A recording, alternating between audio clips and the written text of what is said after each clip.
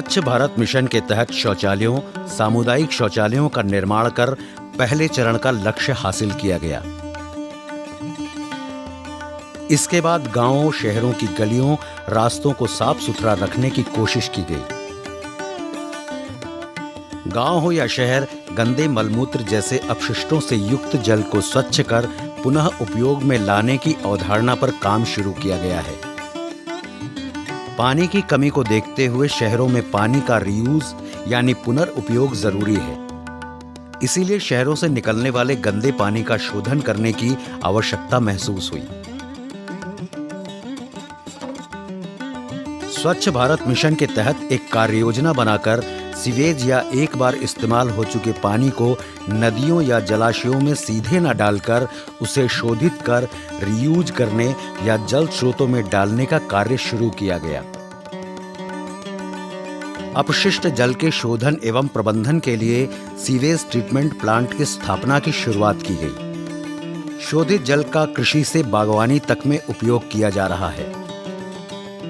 बड़े sewage treatment प्लांटों के साथ ही छोटे छोटे सीवेज ट्रीटमेंट प्लांट लगाकर सीवेज ट्रीटमेंट का विकेंद्रीकरण किया जा रहा है, जिससे कि किसी कोने में भी अपशिष्ट जल पर्यावरण को नुकसान न पहुंचा सके। प्रधानमंत्री श्री नरेंद्र मोदी के संसदीय क्षेत्र वाराणसी में society for social action research, technology and action for rural development एवं वाराणसी नगर निगम एवं जायका के तकनीकी सहयोग से प्राथमिक विद्यालय लहरतारा में eco friendly sewage treatment plant का एक पायलट प्रोजेक्ट स्थापित किया गया है।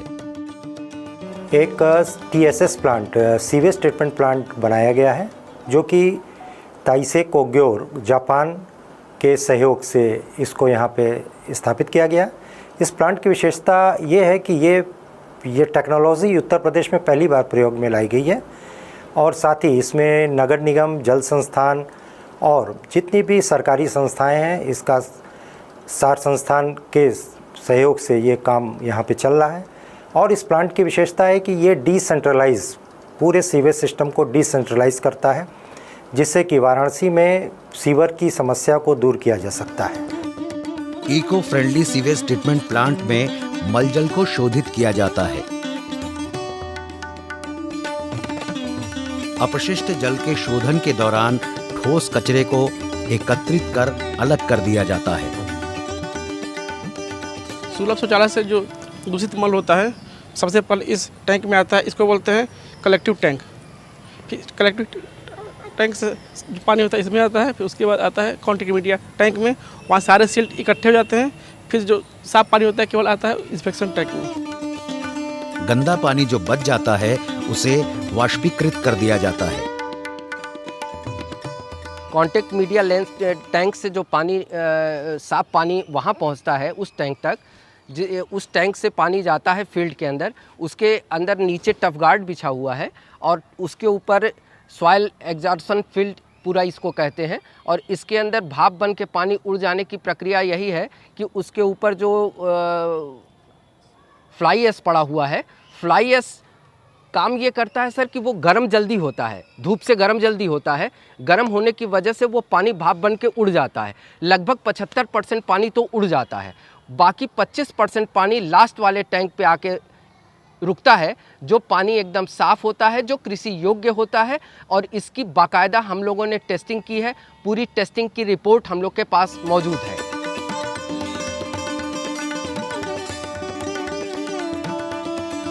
सीवेज ट्रीटमेंट प्रक्रिया के अंतिम चरण में जो साफ पानी बचता है उसे सिंचाई के काम में उपयोग किया जाता है। ये देखिए अब पानी एकदम साफ हो चुका है, इसमें कोई भी गंदगी नहीं है और स्वच्छ हो गया। ये पानी एकदम देखने में साफ है। इसका हम लोग हर सप्ताह COD, BOD और सारे जो चेक होते हैं वो करते रहते हैं।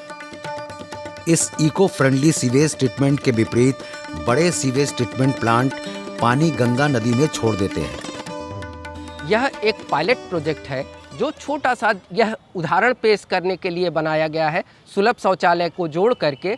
और यह अगर बड़े प्रोजेक्ट के तौर पे इस्तेमाल किया जाए तो यह पानी का शोधन की प्रक्रिया बहुत शुद्ध तरीके से होती है इसमें, और इसमें इलेक्ट्रिक का इस्तेमाल नहीं होता है। सबसे बड़ी विशेषता यही है, ये जापान की तकनीकी है।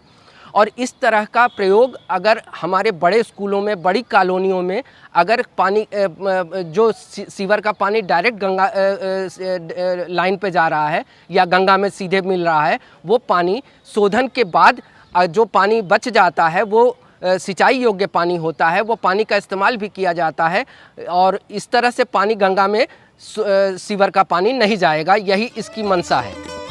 पायलट प्रोजेक्ट के इस सीवेज ट्रीटमेंट प्लांट की सबसे बड़ी विशेषता ये है कि इसमें बिजली का उपयोग नहीं होता है। इस तरह परिचालन खर्च ना के बराबर है। ये संयंत्र लगभग 5000 लीटर प्रतिदिन मलजल को शोधन करता है। जापान की इस तकनीकी की खासियत यही है कि इसमें न तो इलेक्ट्रिक खर्च होता है, न ही सौर ऊर्जा लगी है, न ही किसी मेंटेनेंस की ज़रूरत है, न ही देख रेख की ज़रूरत है। वीकली या मंथली या इसको केवल देख रेख के लिए एक आदमी आके चला जाए, इतना ही काफ़ी है। इसका एक बार जो कंस्ट्रक्शन पे खर्च होता है, उसके बाद इसका कोई खर्च नहीं है। ये अपने आप शोधन करता है पानी का। स्कूलों, कॉलेजों या अन्य जगहों में रद्दी कागज बहुतायत में देखे जाते हैं। साफ सफाई में ये कागज रोड़ा बन जाते हैं। Society for social action and research ने न केवल अपशिष्ट जल के रीयूज को बढ़ावा दे रहा है, बल्कि पेपर रिसाइकलिंग यानी कागज के रीयूज के प्रति भी लोगों को प्रेरित कर रहा है। बच्चे ऐसे अभियानों में सार्थक भूमिका निभाते हैं। इसी तथ्य को ध्यान में रखते हुए शिक्षण संस्थान में मिनी पेपर रिसाइकिल यूनिट की स्थापना की गई है।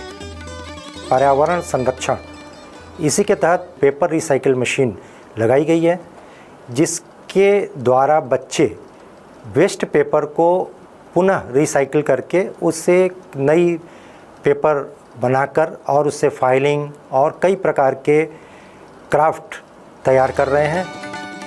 बच्चों को पेपर रीयूज से जोड़ने के लिए पहले चरण में बच्चों और शिक्षकों को प्रशिक्षण दिया गया, जिससे कि उन्हें मशीन चलाने और रद्दी कागज को रीयूज लायक बनाने की तकनीकी जानकारी हो सके। स्कूल के बच्चे स्कूलों में रद्दी कागज इकट्ठा करते हैं, एकत्रित रद्दी कागज से नया कागज बनाते हैं और फिर सूखने के बाद प्रशिक्षित बच्चे उपयोगी फाइल कवर, लिफाफे, सजावटी सामान आदि बनाते हैं। जैसा कि आप सब जानते हैं कि आज के टाइम में इतना ज़्यादा हम लोग पेड़ों को काट रहे हैं, उनकी कमी पड़ रही है और बहुत ज़्यादा वेस्ट ऐसे ही डेवलप कर रहे हैं, डिफॉरेस्टेशन कर रहे हैं हम लोग, तो वो हमें नहीं करना चाहिए।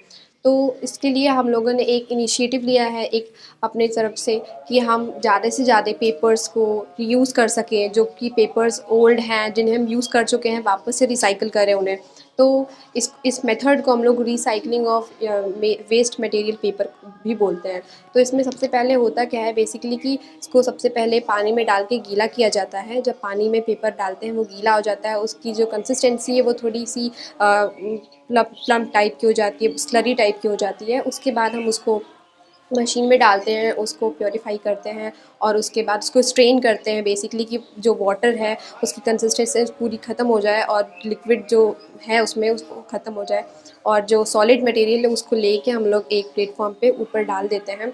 उसके बाद उसको एक क्लॉथ से कवर करते हैं हम लोग, फिर ऊपर से एक वुडन वो होता है, उससे हम लोग उसको प्रेस करते हैं कि जो पेपर है उसका एक परफेक्ट साइज़ आ जाए और वो अच्छे से उस पर सफल होके निकल जाए।